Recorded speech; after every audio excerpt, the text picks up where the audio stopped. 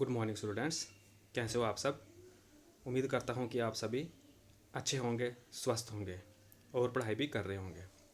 बच्चों, जैसे हमने 8th क्लास के लिए ज्योग्राफी सब्जेक्ट से जो रिसोर्सेज है उसके बारे में हमने जो ये टॉपिक है वो शुरू किया था। बच्चों, रिसोर्सेज के बारे में मैंने आपको बताया था पहले वीडियो में कि जो भी चीज़ है हमारी ज़रूरियात को, हमारी नीड्स को सेटिस्फाई करती है, पूरा करती है, तो उन्हें हम रिसोर्स कहते हैं। बच्चे, रिसोर्स के टाइप्स के बारे में हमने पढ़ा था, नेचुरल रिसोर्सेज और ह्यूमन मेड रिसोर्सेज। लेकिन इसमें से मैंने आपको नेचुरल रिसोर्सेज के बारे में डिटेल में पढ़ाया था कि नेचुरल रिसोर्सेज होते क्या हैं। कि ये, जैसे मैंने आपको बताया था कि ये रिसोर्सेज जो हैं, नेचुरल रिसोर्सेज जो हैं, तो they are directly drawn from the nature. तो इसकी टाइप्स जो थी नेचुरल रिसोर्सेज की, उनके बारे में भी डिटेल में बताया था। रिन्यूएबल रिसोर्सेज क्या होते हैं और नॉन रिन्यूएबल रिसोर्सेज क्या होते हैं।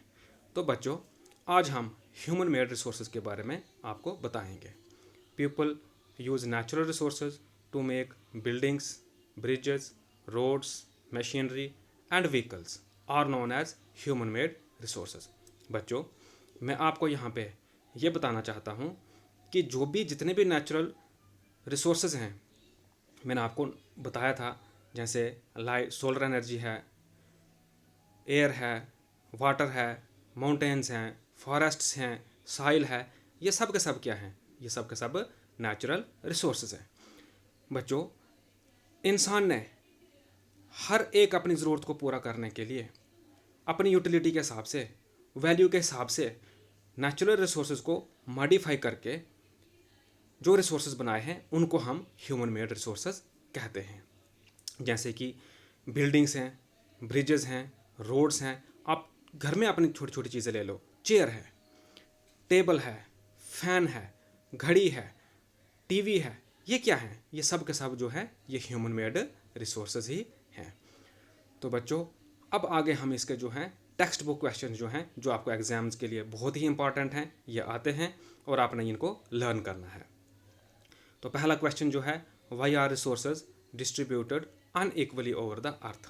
बच्चों, जैसे इस क्वेश्चन में इसने पूछा है कि कहता है जो रिसोर्सेज हैं why they are distributed unequally over the earth.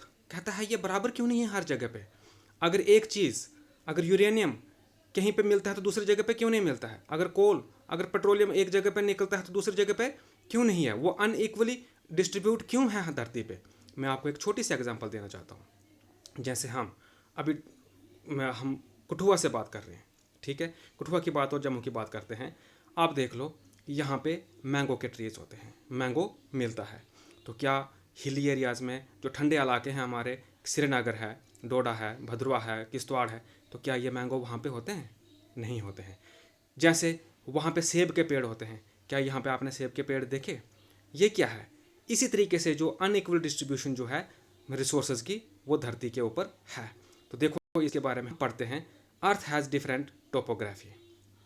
Topography का मतलब है description of the physical features of an area. उस एरिया के जो फिजिकल फीचर्स हैं, ठीक है, जैसे कि हिल्स, वैलीज और रिवर्स, ठीक है। तो ये एक बहुत ही इंपॉर्टेंट रोल जो है वो प्ले करता है topography for the unequal distribution of the resources on the earth. Climate, वातावरण, ये एक और इम्पॉर्टेंट फैक्टर है जो कि अनइक्वल डिस्ट्रीब्यूशन के लिए जो रिसोर्सेज हैं धरती पे, उनके लिए एक इम्पॉर्टेंट रोल प्ले करता है। एंड आल्टीट्यूड, आल्टीट्यूड होता है हाइट एट डिफरेंट प्लेसेस। क्योंकि आप देखते हो जो माउंटेनियस एरियाज जो हमारे हैं, जो पहाड़ी इलाके हैं, वहाँ पर ज़्यादा पहाड़ियाँ जो हैं, आपको पहाड़ियाँ ज़्यादा मिलेंगी, माउंटेन ज़्यादा मिलेंगे, ठीक है, फॉरेस्ट ज़्यादा मिलेंगे as compared to the plain areas at different places. The difference in these factors has resulted in the unequal distribution of resources over the earth. मैंने तभी आपको पहले कहा, जो टोपोग्राफी है, टोपोग्राफी जो है, टोपोग्राफी है, क्लाइमेट है, आल्टीट्यूड है, ये बहुत ही इंपॉर्टेंट रोल जो है प्ले करते हैं unequal distribution of resources over the earth. Also all these factors are different from place to place on the earth. Moreover the level of development and technological level determine the distribution. कहता है जो technological जो levels भी हैं, जो level of development भी है, ये भी एक इम्पॉर्टेंट रोल जो है वो प्ले करता है डिस्ट्रीब्यूशन जो है, अनइक्वल डिस्ट्रीब्यूशन जो है, बराबर नहीं है। हर जगह पे रिसोर्सेज जो हैं धरती पे बराबर नहीं है। तो बच्चों ये पहला क्वेश्चन था। अब हम सेकंड क्वेश्चन जो है उसको रीड आउट करते हैं। What is resource conservation? बच्चों कंजर्वेशन वर्ड जो है कंजर्व करना, प्रिजर्व करना, बचाए रखना, ठीक है। रिसोर्स कंजर्वेशन है क्या? Saving resources for future generations is called conservation. It is the protection and ethical use of valuable resources such as minerals, water, trees, wildlife, and others. Resource conservation basically focuses on maintaining the natural world in order to protect the sources of resources. देखो बच्चों, resource conservation कहता है होता क्या है? कहता है हमने अगर हम इन रिसोर्सेज को अंधाधुंध तरीके से लुटाते जाएंगे, यूज़ करते जाएंगे, जैसे आप मान लो हम घर में लाइट जलाते हैं, हमें उसकी ज़रूरत नहीं होती है जिस वक्त, तो हमें वो बंद करना चाहिए। उससे क्या है, बिजली बचत होगी। हमें फ़ैन की ज़रूरत नहीं है, हमने फ़ैन ऑफ़ करना है। जब हम ब्रश करते हैं तो हमने जो नलके हैं, टैप जो है वो खुला नहीं रखना है। बार बार ये कहा जाता है, बहुत आप देखते हो गुड मैनर्स में भी ये बातें आती हैं कि हमने पानी खुला नहीं छोड़ना है, हमने लाइट्स को ऑफ रखना है जब हमें ज़रूरत नहीं है। रात को हमें लाइट की ज़रूरत होती है तो हमने लाइट को रात को ऑन कर, दिन को हमें ज़रूरत नहीं होती है तो बल्ब्स को ऑफ़ करना है। जिस वक्त हमें फ़ैन की ज़रूरत होती है उस वक्त हमने फ़ैन ऑन करना है, नहीं तो नहीं करना है।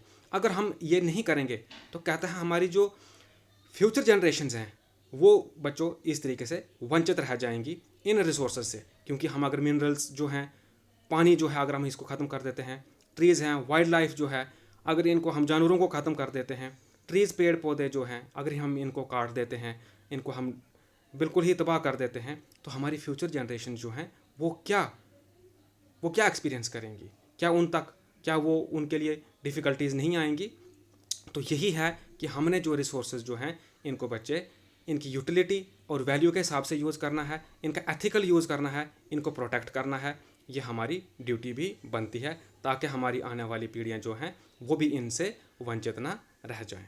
तो बच्चों उम्मीद करता हूँ कि आपको समझ आई होगी और आपने ये वीडियो भी देखना है और इसके बाद जो मैं ये क्वेश्चन जो मैंने आंसर जो बनाए हैं, नोट्स बनाए हैं, ये भी मैं आपको ग्रुप में सेंड करता हूँ, आपने नोट डाउन करना है। खुशी की ये बात है कि कुछ बच्चों ने मुझे कॉल करके और कुछ बच्चों ने ग्रुप में अपना होमवर्क जो है वो भी दिखाया था कि हमने ये किया है। तो इस तरीके से आप करते रहिए, पढ़ाई करते रहिए और अच्छे तरीके से जो है वो पढ़ाई करते रहिए जब तक स्कूल जो हैं वो नहीं खुलते हैं। Thank you so much.